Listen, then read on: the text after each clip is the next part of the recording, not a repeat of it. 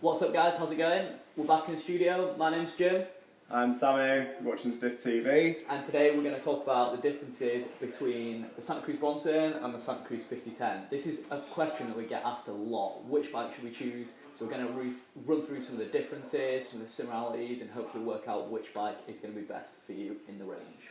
Cool, right. What are the main differences then, Jim?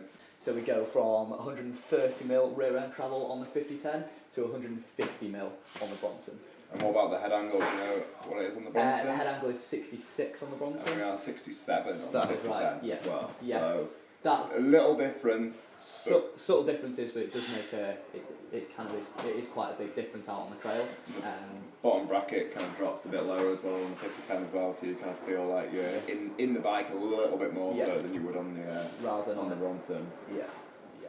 Alright, so the 5010, you see quite a lot of big names riding this. You've got Danny Mack, Josh Bryson rides it a lot. Yeah. Craig Evans, big fan of this bike. Yeah, Steve Pete's familiar face on it, loves the 5010. And why is that then? Like, what's the kind of intended usage for the 5010? So the 5010 is a super playful bike, and it's amazingly capable, and it's the way it goes about what it does in the woods. So like I said, it's super playful, that low bottom bracket, and the way suspension reacts, it's super responsive. It makes you want to pop around, jib, pull skids, and just have fun in the woods really, which is why you see the likes of the 50-1 boys on it having fun, and they are doing crazy things on these bikes, which does show how capable they are. You probably wouldn't race an enduro on that like you would do with the Bronson. By having more travel, it is more capable. You can get away with bad line choice a little bit better on a track that you might not know, which you do encounter at most enduro races. So by having that extra travel, slightly more relaxed geometry, it does allow you to get away with a little bit more, and when you're racing against the clock, these things are important. And it's going to beat you up a little bit less. Say if you wanted to go like Bypass Wales, or you want to go to the Alps on it, or you're going to do some uplift days or something. Like, okay, it's not a downhill bike, but you're still going to be able to ride that kind of stuff on his bike, and it's going to take it. The 5010's going to, you're going to have a pretty hard day out, like doing multiple uplifts on this short travel bike. Fatigue's definitely going to come into it on a long day on the 5010. So if you're on like a multi-stage race or something like that, where you are going to get tired throughout the day, just by having that extra travel, it is gonna help you perform better for longer, really. Cool. So, gonna go out and ride both of these now. We're gonna go out and ride both of these. We're gonna go to the woods that we ride in all the time. Ride both bikes back to back on the same track. Find out the strengths and weaknesses. See if anything that pops up that highlights to us. And yeah, we'll report back out on the trails. Nice one.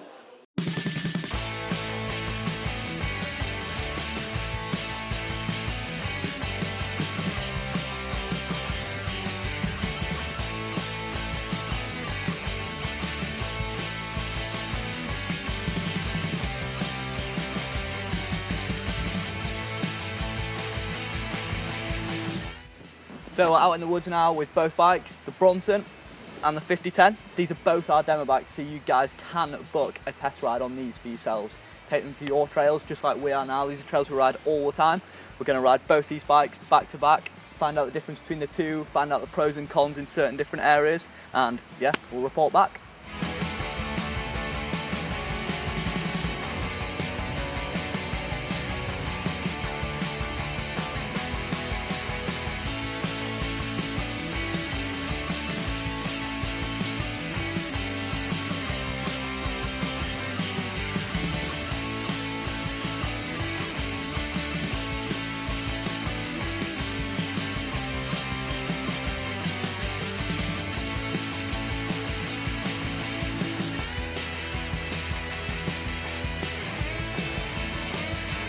So I've just ridden the same track back to back on both bikes.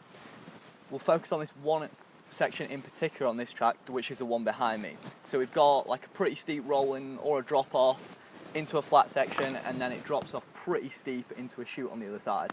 So we'll roll the clips of these, but the first time I came into it was on the 5010. Came in nice and composed, popped off the route before it, and managed to squash the roller, hitting the backside of it, staying nice and controlled, ready to attack the section that's in front of me. The second time I came through was on the Bronson. I came into this a little hot. With bike having a little bit more travel, it did allow me to carry speeders slightly more confidently into this section, but it did mean I went a little deep on this drop. but by having the extra travel, the slightly more aggressive angles, it allowed me to stay composed for the section that was after it, and I was able to hit it all totally fine, even though I had a slight hiccup on the feature before it. So the section we're on now is pretty steep. It's featuring some pretty nasty roots, some fairly sizable braking bumps. So starting off with the 5010, when I came down here, the bike was super nimble, although I did have to be slightly more careful with my line choice, because the bike doesn't have as much travel as the Bronson. It's slightly more prone to being hung up, but when I did exit the turn, we have like a really nice jump section out of the right-hand berm, and it did allow me to kind of it was super responsive, just push my feet through the pedals, and popped out the turn really nicely. Comparing that to the Bronson was super composed on the top section. Allowed me for slightly more error with my line choice, because it has more travel, slightly more aggressive geometry to get me out of trouble, although it was slightly harder work to pull up out of the turn.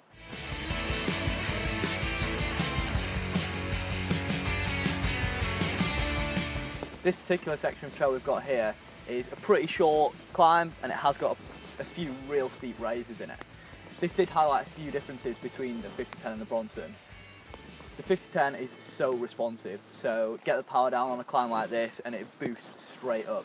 This is also exaggerated by the tyre choice that is spec'd on these two bikes. The 5010 does come with a slightly faster rolling rear tyre. We've got an Ardent Race on this particular bike compared to the Minion DHR, which is on the Bronson. The DHR is a super grippy tyre, but it doesn't roll as fast in a certain situation like this one we've got here. Bronson is still an amazing climber, but when you get to a section like this, when you don't necessarily have time to reach down and flick the climb lever, due to it having more travel, it does use that travel, bob around a little bit more compared to the 5010, which is super responsive. Loads of support there, and it does just fire you straight up the hill.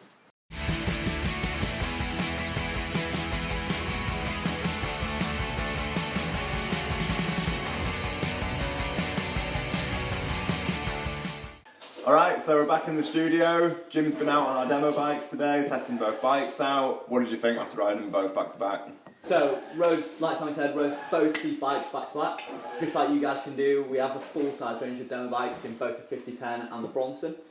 So the real highlights for me were the characteristics out on the trail. So 5010 is super playful. Like we mentioned before, the bike is so responsive, and it basically just makes you wanna rip through every turn, skid around, pop up every lip, and just have fun. Kind of like what the 50-1 boys are doing on the 5010 describes exactly what you want to do when you go out on that bike. Yeah, it makes you feel like a total hooligan, doesn't it? Yeah, it does. Like you shouldn't be allowed to ride that bike on your own. Compared to the Bronson is super controlled.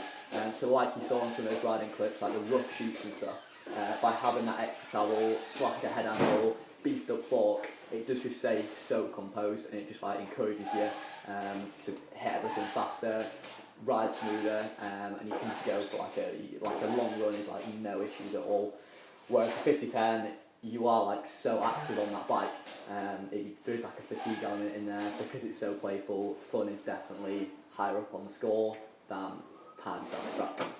Awesome. Cheers, Jim. Yeah. So yeah, I hope that's made the decision a bit easier for you. If you're still unsure, you can test the bike out or give us a call, drop us an email, and we'll help you out. See what works for you. Cheers.